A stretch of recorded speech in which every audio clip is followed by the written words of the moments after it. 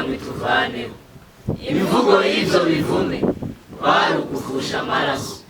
Ati reka dusimbe imipaka turebe ko twosiba kabiri dusinziriye.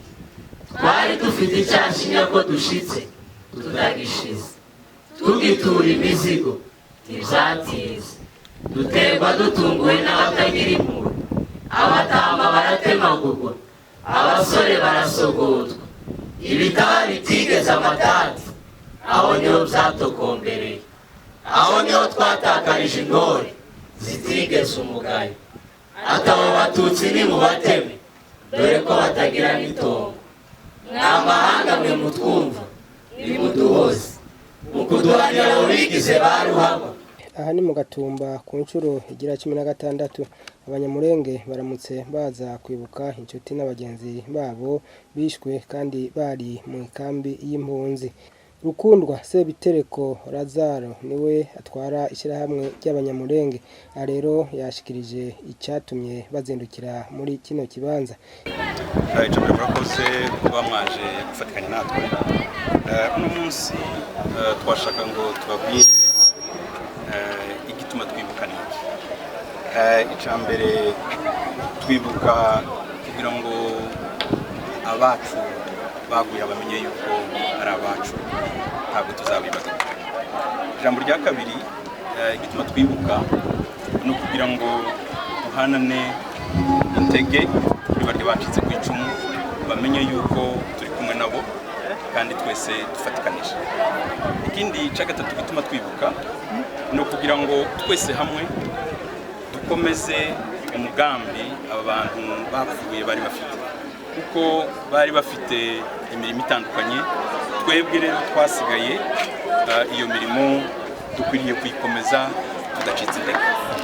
Ikindi cya kane gituma twibuka no kugira ngo twange urupfu bene iyi ideologie génocidaire, cyangwa se umuntu kwicwa azira uko yavutse.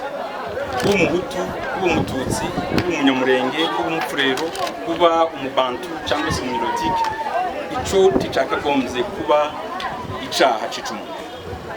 Ikindi cya gatanu gituma twibuka no kugira ngo dusabe ubutungane. Ubutungane tubusaba umuntu wese ubishoboye. Icambere ubutungane tubusaba muri aba bacikacumu bwabo bombi. Tubabwira tuti nimuhaguruke twamagane uku kwicwa tuzira uko dusa, kuko bafite imbaraga ubwabo bonyine zo kwirengana. Ico ngico ni kimwe. Ikindi tubwira leta y'u Burundi aho abantu baguye imyaka 16 irashize, turifuza ko bo twumva bakaturengana. Tukabwira leta ya Kongo yuko abantu bayo baguye aha hantu bakeneye kurengana. Tukabwira n'amahanga yuko abantu baguye mu Gatumba bazira uko basa bakeneye kurengana. Ariko igitangaje nuko uno munsi duhaye twibuka ku bw'inshuro y'16 abantu bazize uko basa, ariko iyo baje bava, iyo baje bakomoka mu Minembwe, uno munsi birirwa bahamba abantu bazira akarengane kuko bavutse, batazira icaha bakoze ariko bazira uko bavutse. Rero tukavuga tuti uno munsi ko turahamagara ngo umuntu wese woba ufite ico yoterera kugira ngo amahoro aboneke bacu bapfuye, ariko no ubutungane buboneke ku bacu bapfuye, ariko no kubasigaye nabo ntibakomeze bicwa bazira uko bari. Mu butumwa mwatanze kandi musa n'abidogeye ishiramwe ONI hamwe na HCR, mubabwira ikinama? Bumvise abantu bapfuye baguye mu maboko yabo, ariko imyaka 16 ishize ntaco barakora. Ubuto bidogera we ninde. Icyo tubabwira nuko niba mu byukuri bahagararira ubutungane nibagutwereka, mwarituye ONU? Twarayituye kandi ntiturinda kuyitura kuko ahubwo bari bakwiye kugisona kuko abantu baguye mu maboko yabo. Ese abantu bogwa mu maboko yabo amara bakagenda biyita bibarisha amakuru, ahubwo ni twebwe twari dukwiriye kubabaza iyo abantu bacu bari. Ahubwo ubwo nibwo butumwa mu bwende mu batubwirire se babanyamurenge bapfuye bapfa uko baremwe bazira uko baremwe bakaba barapfiriye mu maboko yanyu bari. Ahubwo ubu ngubu abanyamurenge nibo nico gituma navuze nti ubutumwa duhaye tubahereza nuko nabo bahaguruka ubwabo bakirwanaho kandi noneho bakatubariza nawo niki abo bantu bacu bavuye bari bari mu maboko yanyu, niba barapfuye imyaka 16 ikabishize bari kubera iki utungane butabo kandi ntitubabaza nkaho ari abantu bakuri nibo bari bababitse niba dufashe rero.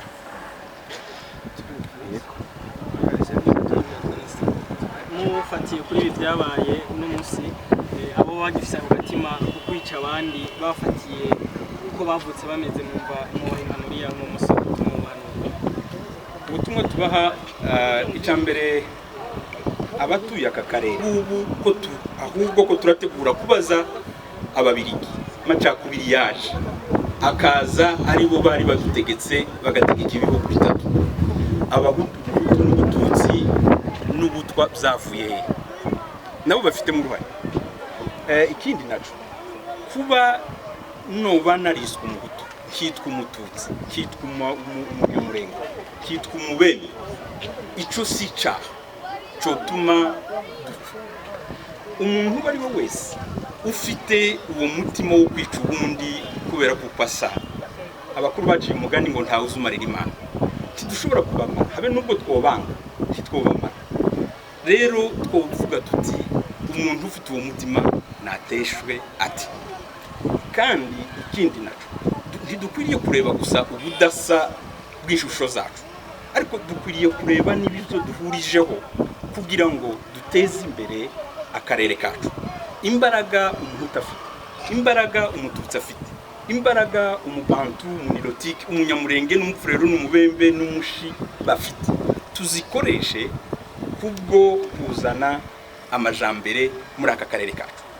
Ariko tureke kuvuga ngo turare Rwandambi abagore ko baricwa abana bakicwa ngo uko baricwa uko basa, kandi ntituzobamaraho.